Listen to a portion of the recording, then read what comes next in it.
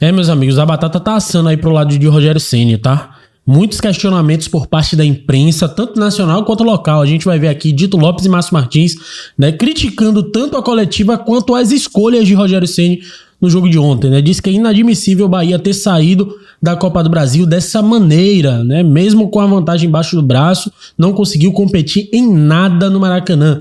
Vamos ver também Jorge Igor falando a respeito disso. Quero sua opinião também, comente aí embaixo. Né? Você acha que o Rogério Ceni chegou no teto do Sport Clube Bahia? Ele tem chance de perder o elenco depois da coletiva que deu ontem?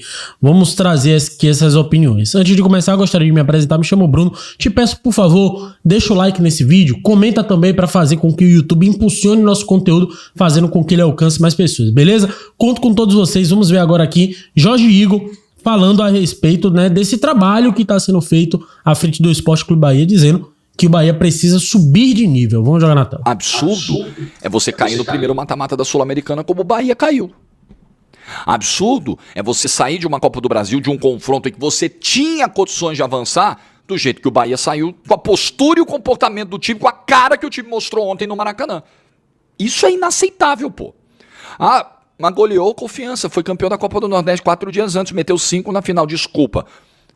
Aí eu mesmo vou me contradizer. Não existe obrigação no futebol? Convenhamos, ganhar do Confiança na final da Copa do Nordeste é obrigação. Até aí é protocolar. Por quê? Pelo investimento que o Bahia tem.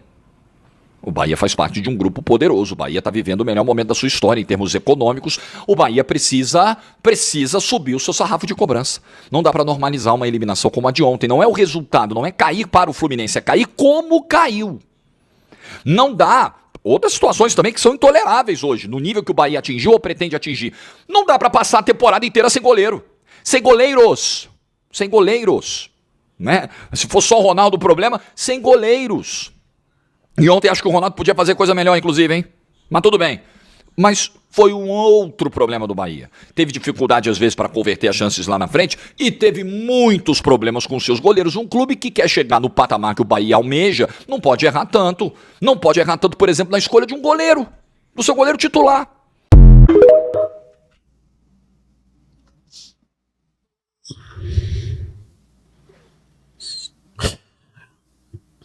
Eu vou falar mais o quê? Não tenho o que falar. Ele tá certo. Ele tá certo.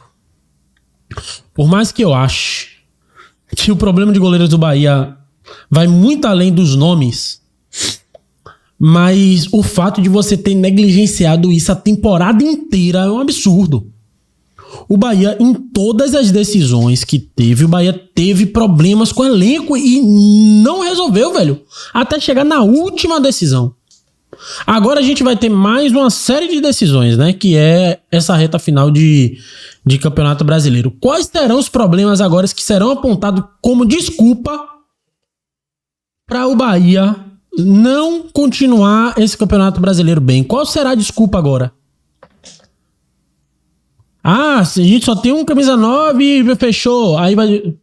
Já recebi informação que vai buscar o camisa 9. E goleiro, se João Paulo não der certo, a gente já sabe que foi um goleiro tampão, né? Cara, é absurdo assim algumas coisas, velho. E é isso, o sarrafo de cobrança, ele tá certo. Tem que subir, tem que parar de normalizar. Tem que parar, já chega. Já chega dessa história de, o projeto é isso, o projeto é a longo prazo. Já chega, já deu isso, velho. Você não cansa com isso, não? Vamos ver aqui Dito Lopes falando. Joga na tela. Eita, que hoje eu tô...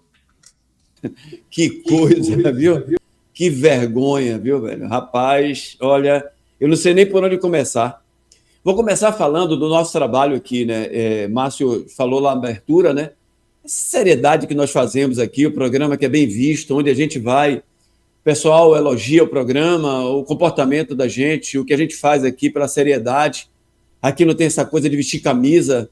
Estamos sempre tentando buscar a justiça aqui, aquilo que a gente vê, o que está acontecendo, o que a gente prevê, o que pode acontecer, né? Não temos bola de cristal, mas eu vim falando aqui, eu sempre falo pelo que tem acontecido, né? A gente não fala à toa, eu quero adivinhar isso, quero adivinhar aquilo.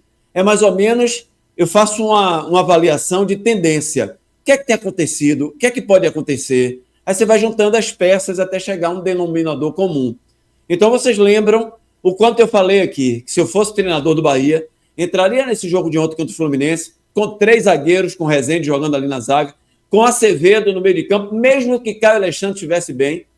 Olha que eu não sou a favor de Caio Alexandre jogando com Acevedo, mas entraria com os dois, né? E deixaria um homem só lá na frente, né, fazendo aquele papel. Não colocaria o William José de jeito nenhum no jogo de ontem. Vocês lembram, né? Era Thiago e Kaique, se fosse botar 2 homens lá na frente, não foi assim?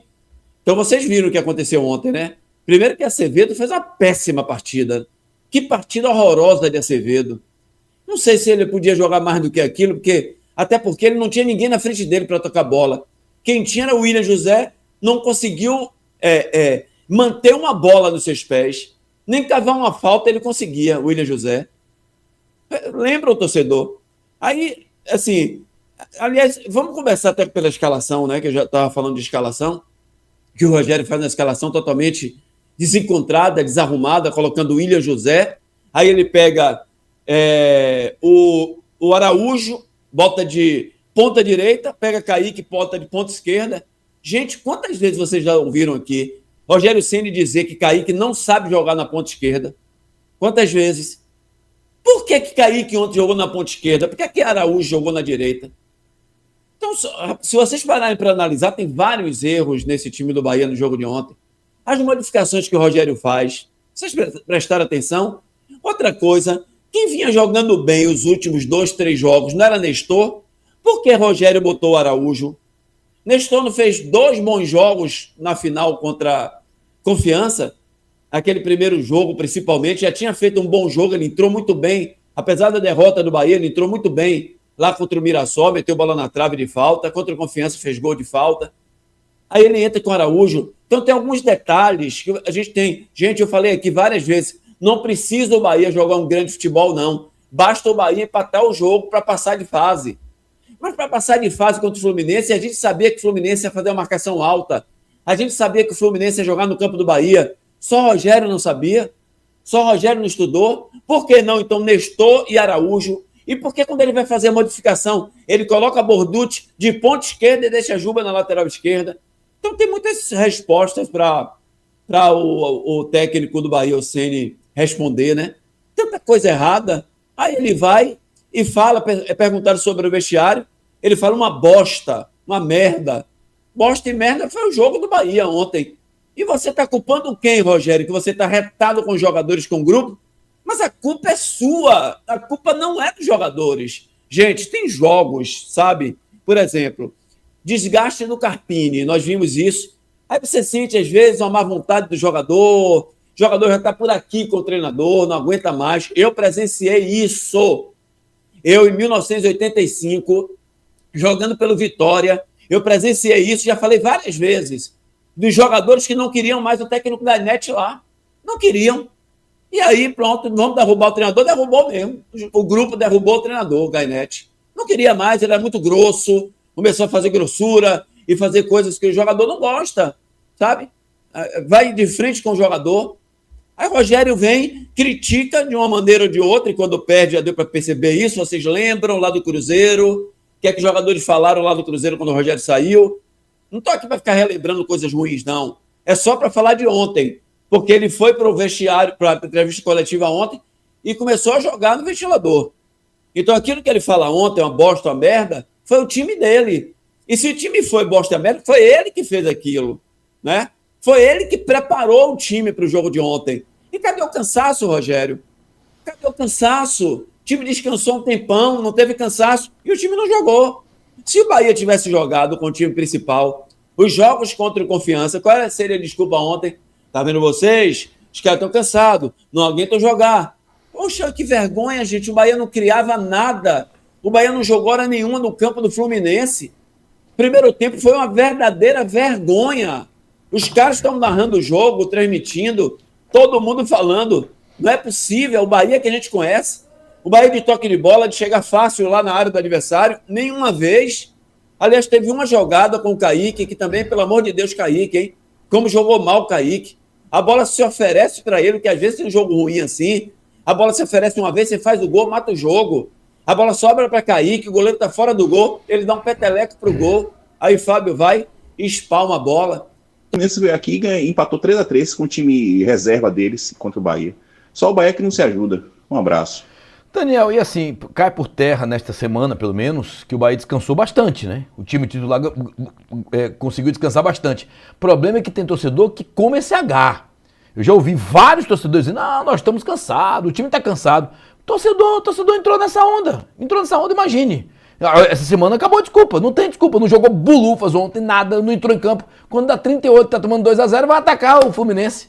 Pô, Dito, me deu vergonha de ver um time jogar com alguns jogadores de time pequeno. O Ronaldo fazendo cera, quando estava 1-0 aos 25 do segundo tempo, fazendo cera. Tem uma hora, porque eu queria que tivesse leitura labial. Ele e o David Duarte conversando, os dois falaram assim, não, vamos discutir aqui, começar a discutir para ganhar tempo. Eu vi nesse lance. E fizeram cera, o juiz, cartão amarelo para Ronaldo. Jogadores de time pequeno, principalmente o Ronaldo, quando faz cera a partir dos 25 do segundo tempo, com o time perdendo de 1-0. Para ele já tava bom disputar nos pênaltis. Imagine a covardia. O time se apequenou demais ontem. E o Rogério, Márcio, ainda teve a vantagem de descer para o vestiário no 0-0, velho, no primeiro tempo. Apesar de não ter jogado nada, não jogou nada no primeiro tempo, não passou no meio de campo, a gente pode dizer assim, não deu 3 passes no campo do Fluminense ontem, Bahia. Foi vergonhoso isso, gente. Vergonhoso. Então desce para o vestiário um 0-0, gente. Poxa, é o que todo treinador quer. Deixar o adversário nervoso.